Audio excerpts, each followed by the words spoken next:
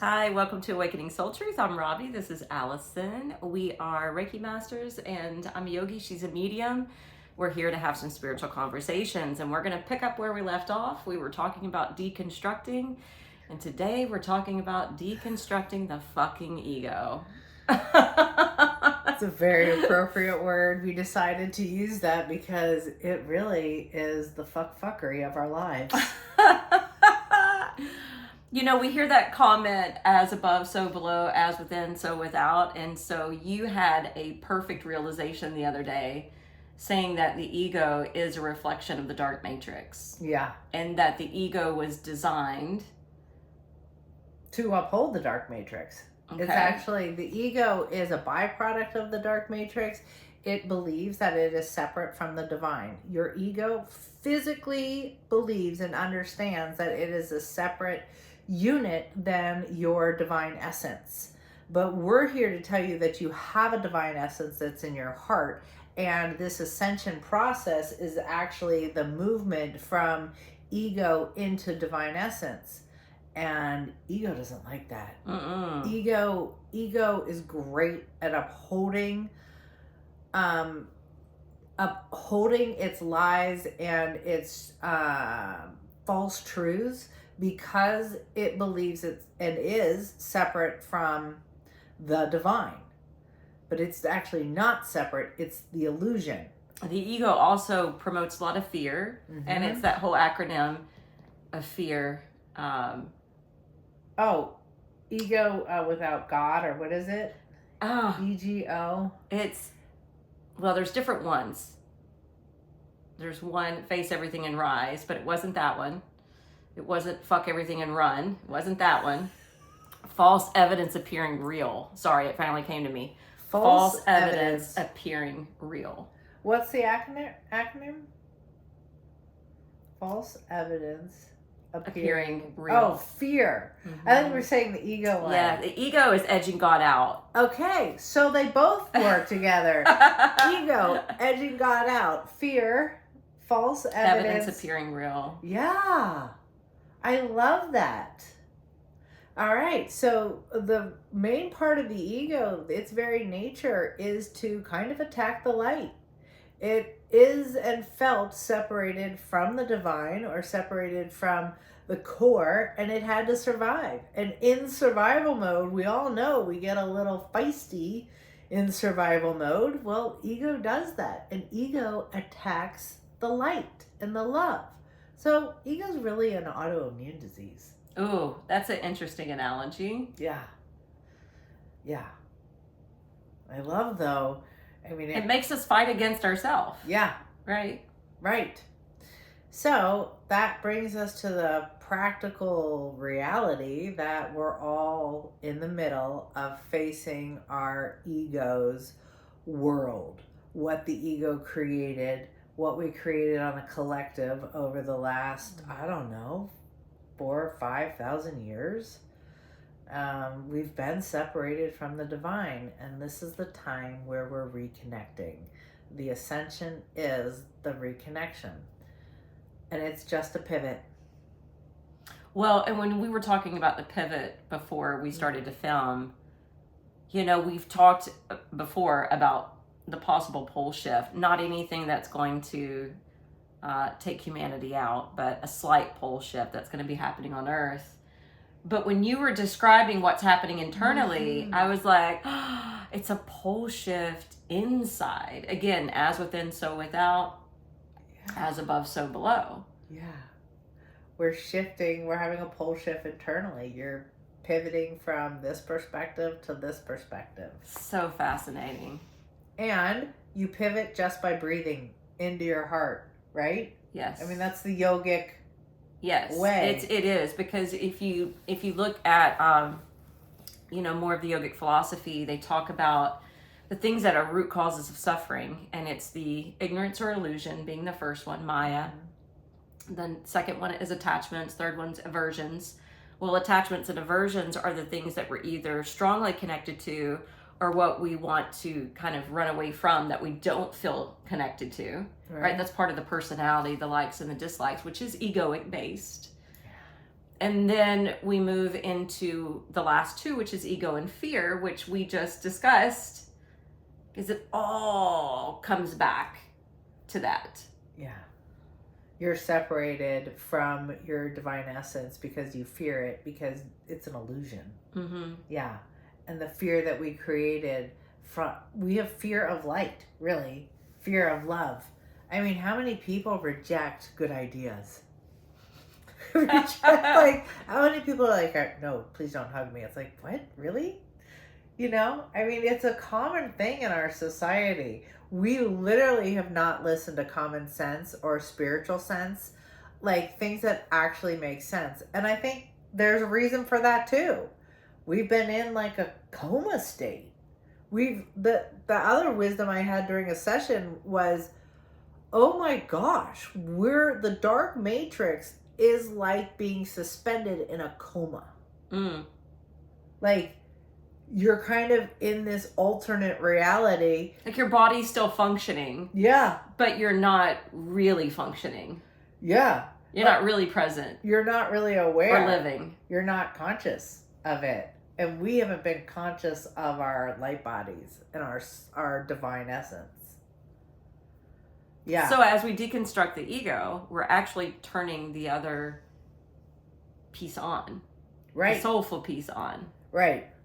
Absolutely. And for a lot of people, it feels really scary. Mm-hmm. That feels scary. You have lifetime after lifetime of living in a coma-like state. You have lifetime of living in the place of the ego. But it's dissolving, and you can manage this.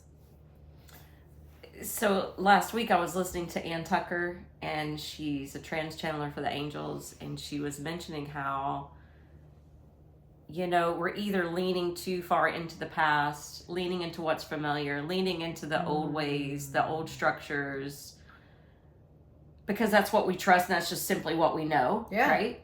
Or we're reaching ahead and trying to grab onto what we fantasize about or what we tend to project, like the new earth to be or whatever. Right. Like we just don't really want to be here and now. But she was making a good point from the angels that the now moment, the present moment, is the pool of magic, and that pool of magic is what holds the infinite potential of what's going to be available, what's going to be possible. Yeah. So try to pull yourself back to the present over and over again, and that's what I hear you say when you're saying breathe into the heart. Yes. When you breathe into the heart, that is the present moment, that is anchoring not into the ego but into that soulful part of yourself. Absolutely. Absolutely. It also made me think of, again, yoga. Yeah. Because Shiva is often depicted in what's called the Nataraj. And the Nataraj is him dancing within a ring of fire. And a lot of people will think that it's the dance of creation or destruction, or the dance of creation, preservation, destruction. But there's actually 5 things it governs. And it's creation, preservation, destruction, illusion, and liberation. Liberation. And so what I've been trying to tell my classes this week is, you know, pay attention to what's happening internally, pay attention to what's happening externally, because we're in the cosmic dance. Yeah. We are in the cycle of the Tandavan right now. So as things get cleared, as we release things that no longer serve us, when we start to dissolve the aspect of the ego, then that energy has to go somewhere. Yeah. And that energy can be used from the soul, or it can return to the soul. Yeah. Instead of the ego separating it out. Yeah. It does return to the soul. I love that. So it's literally as you face these really hard things in our life, like bad marriages, like a loss of a job. Yeah. Alcoholism, addictions, as you face like your anger, you know, as you face betrayal, as you face all of these things, the one and only thing that really brings peace and solace is the truth in your heart. That place, an anchoring place of light and love, that pure light. And that's your light body. And that's what we're shifting to. Yeah. So, a couple of observations also with this is that it is pretty trying for everybody. We recognize that. And some people are even dying during this time. Mm-hmm. There's a lot of people dying. Well, Sudden deaths. Yeah, you pegged it because you were like, the ultimate death of the ego is just taking the body out. Yeah. Yeah. A lot of people can't face the disintegration of their ego. And so to die is literally to shed the ego. Mm-hmm. And that's the biggest change you will see. That just clicked in my head too. The biggest change you see between life on earth and being on the other side of it. And it's really important for us to recognize that we are divine beings first. And this is the coma illusion state here that the ego created. And we live in the dark matrix because of that. Light is pouring into the planet, pouring into the planet, causing our light bodies to start to shine, to erupt, to really totally become present. And your ego is diminishing, panicking on its way. Yeah. Throwing a tantrum like a 2-year-old. I feel it. Like I told you a week or so ago, I thought I was gonna have a mental breakdown. Now it was passing. It was only an hour or so of my life. But I started getting into the psychological warfare, and it was the ego. Yeah. It was like the soul and the ego going at it. And I had this moment where I was questioning everything I've ever known or believed or lived by. And it started with me thinking about family and thinking about the church and thinking about religiosity and thinking about how I'd broken out of that conditioning and how I had moved into this, path of yoga. And I had this moment where I was like questioning myself and thinking, did I just cloak myself with all this spiritual practice after leaving a religious upbringing? And it just made me question, like, is it right? Is it true? And then I went for about an hour until I had a breakthrough, and my soul won the battle and was like, no, you know what's right. You know what resonates. Yeah. And you found it. And a lot of people don't even search for it. Yeah. So I was like, okay. Don't search to it till now. Yeah. But it felt peaceful, right? Yes. So can we say that peace, connecting to peace inward, the thoughts that create peace inward without causing the rumination, that's where we land. Yeah. That's a tool you can use. When you feel the peace in your body, you know it's true. And that's what I came back to. Yeah. I came back to what made sense, what rang true, and what gave me that. What you've been living by? Peace that passes all understanding.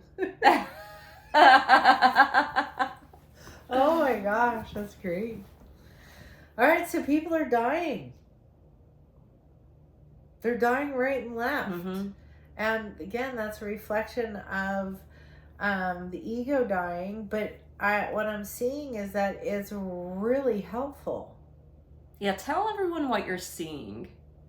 Okay, so people are dying and they go to the other side. They're experiencing this liberation of self, the freedom.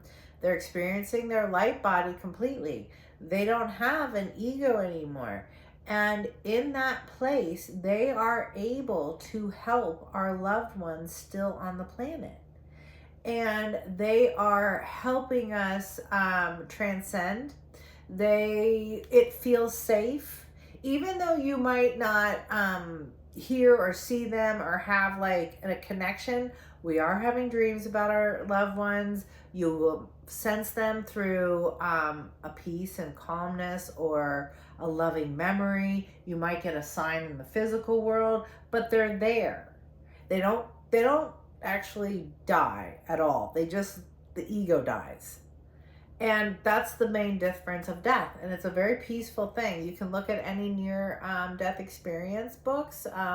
There's a whole there's channels, there's YouTube things on near-death experiences. And so we know that they have a very peaceful and loving experience, and they're helping us, literally. So yesterday I had a session, and a young man had died in a car accident going 100 miles an hour, and he was 19 years old. He died instantly, and I found that he was like literally lingering in the internet, and I was like, ooh, that's a stuck place. It's very mechanical. It has a high-pitched ring to it. It is like waves of numbers going by. Well, that's the epitome of the false matrix. Like, you don't want to go into that. But this kid, because I think he had just been playing video games and stopped and got in his car to drive, and it was still kind of connected to him. So when he died, he didn't ascend right away to the divine. So we were just helping him, giving him a little nudge, like connect to your heart. Again, just putting a hand on the heart on anybody who's died or living. They connect to their heart. And he literally moved into the other plane. And he was filled with gratitude for his family. Everything comes to peace. The most important part of seeing that was all of these teen suicides and moments of I don't even know, like all these kids that have died at such a young age. I tapped into this whole space where they were being kind of stuck into the internet and stuck in like a video game like scenario. And when they moved into the light, because they were already so bright, they can really hold the divine matrix. And they're here to help hold the space for their parents. They're here to help hold the space for their siblings. Even if an old person dies, they're holding the space because the genetics make the connection. And our genetics are the one that is what is physically changing on the planet because of the light coming in. The light, literally the influx of the Schumann resonance, the influx of the solar flares, that's affecting and changing and igniting your light body. You don't actually have a choice about transcending. I love that, because I feel like since there has been so much death in the last number of years, I feel like that is a beacon of hope and optimism for the viewers. So if you've been grieved yourself or have gone through loss yourself, flip that script in your mind. Instead of thinking about you being sad because they're no longer physically here, know that energy just changes form. And this is what I was talking about in my classes today. As something dissolves or is released, then that's energy that can now be moved somewhere else. And so where are we going to place that? So if you could just like flip the script or change your viewpoint and see that they are on the other side and they're going to help us through it, and specifically you and your family. It's a great way to look at it. Now, just curious, because she's a medium and, we can ask her these questions. So we do know people tend to go towards false light or false systems when they die. They can get kind of entrapped here, right? Some go to the Vatican thinking that's their system, or some go to the vortexes in Sedona, or somewhere else in the world, right? Some may go to the web, like you discovered. So how can a viewer, if they've lost someone, so this is so exciting, maybe recognize if their loved one is in that middle area, that kind of stuck plane, or if they've actually crossed? Is that so? Number one thing is how much that's shifted. So the false matrix system that put us in a coma-like state and kept all of our past lives suspended so that we weren't unifying, that's ending. People aren't really getting that stuck. Like this guy getting stuck in the video game, like that's the most recent kind of newest version I've seen. So it shifts, right? So like if you look at wars compiling on each other, a lot of people had war energy. Mm-hmm. They had a past life stuck in war energy. Well, those things are collapsing. Part of this ascension is that our past, wherever that exists, is collapsing. We're literally, you can trust love. You can trust the divine. You can say to your loved one, connect to love. You yourself connect to love and pray for them. You can say, I see you connecting to the light and love of the divine in your heart. I use the word God, but I don't have all this fucked up religious stuff around it. I can use the word, I'm connecting to God's love, because that to me is just pure energy. It's the purest energy you can find. That's what people are connecting to. The false matrix had a false incarnation system, so that's why people are getting stuck. And part of the ascension thing is that your soul is also condensing. Your soul is equalizing, releasing its past lives. And it's just storing it in your Akashic record. So our own oneness is happening. Which is so cool, because you'll be able to access the wisdom you've had from all your past and future lifetimes. That's exciting. Yeah! That's so exciting. I mean, if you really think about it. I had a client whose father came, who was in the Navy, and he went to World War II this lifetime. But when he was there, he experienced this crazy feeling of, oh my gosh, I've been here before. And he had the memory of his past life. He had the memory of being in the war prior. So he had 2 lifetimes, and he collapsed it. It's so cool.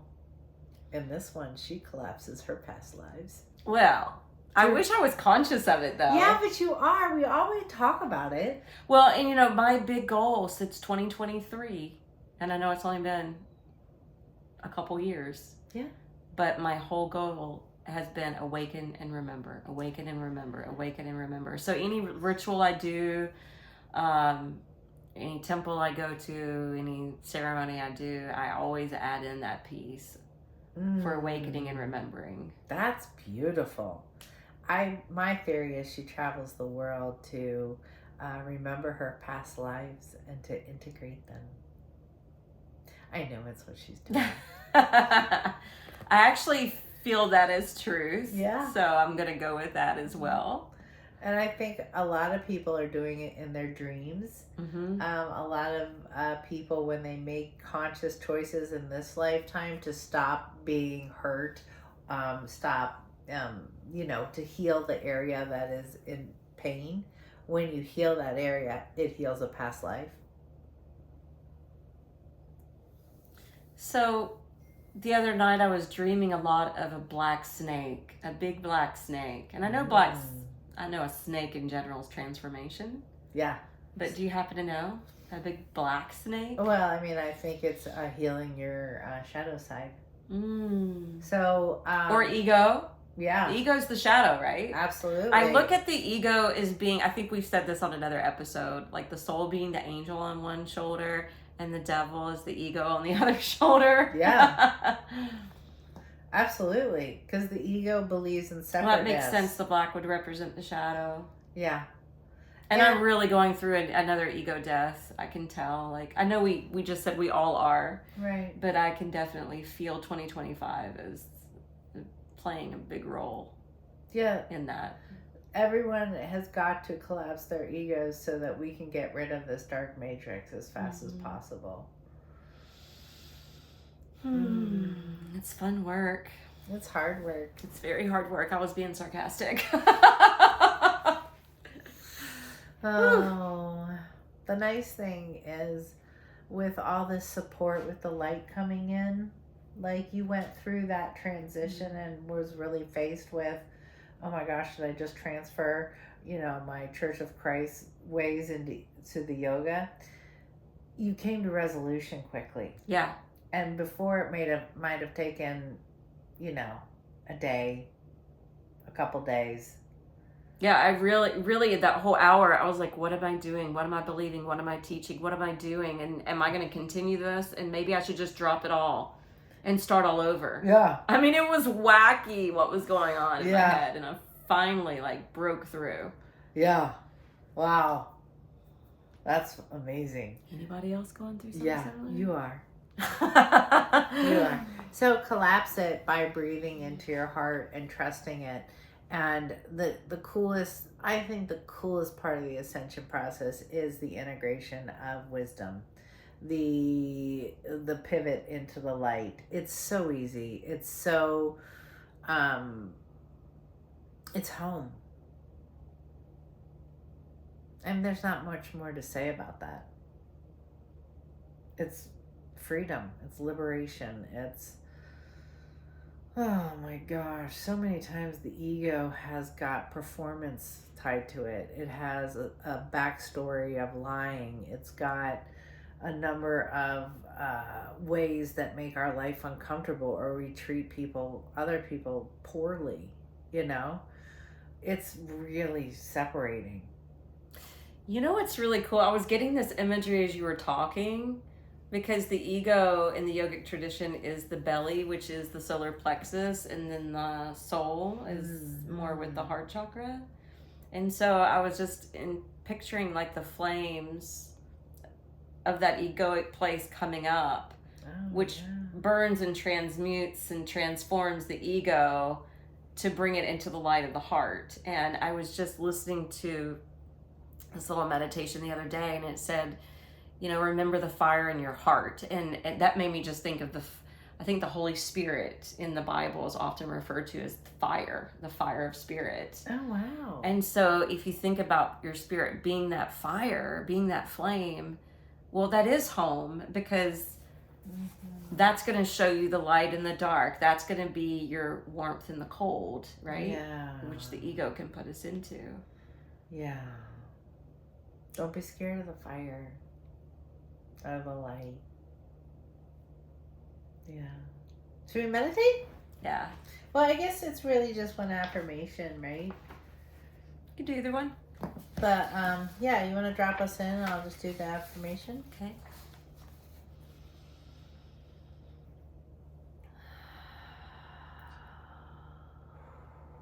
Everybody just take a few deep breaths.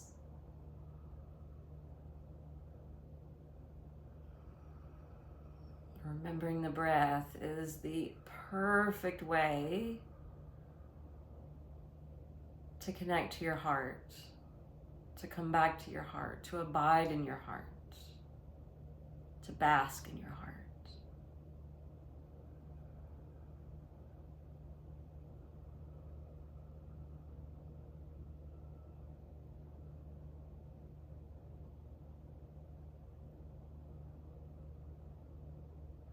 And the heart being the place that transcends and moves beyond the ego.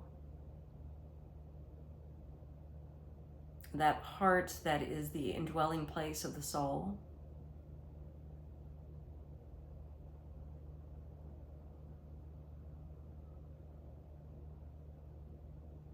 The heart where we can allow ourselves to face that shadow side,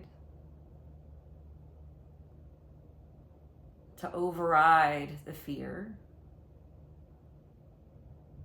and to reconnect to the divine love that's held here, that's always here.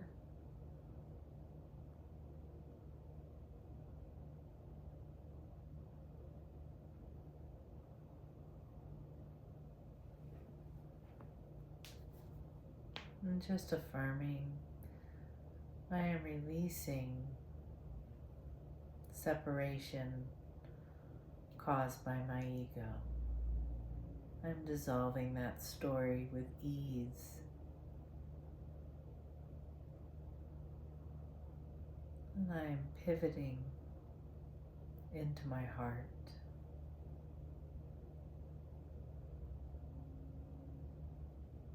I am dissolving the illusion and the fear with ease.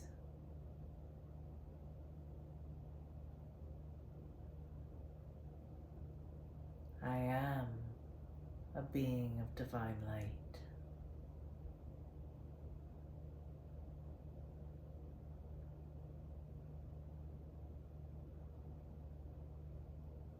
I am accepting the love and truth that emanates from my very own heart.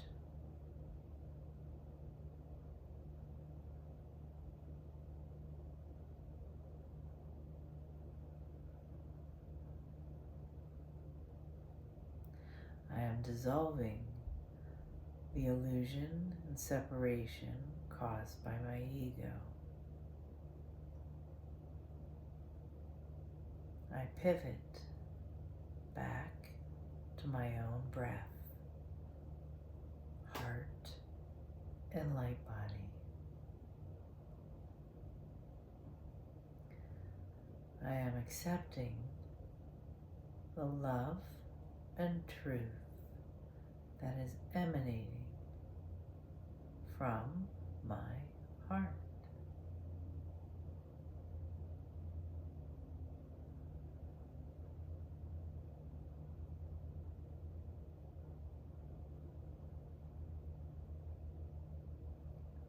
I am living in the divine matrix.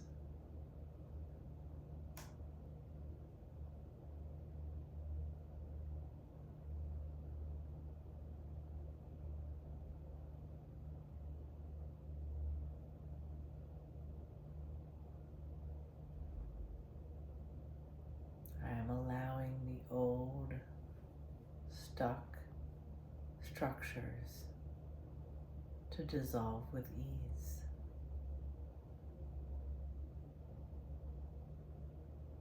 I am a dynamic, wise being of light.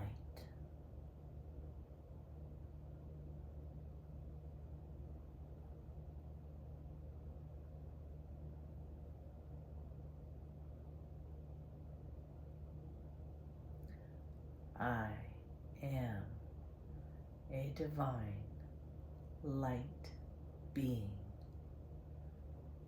filled with love and grace.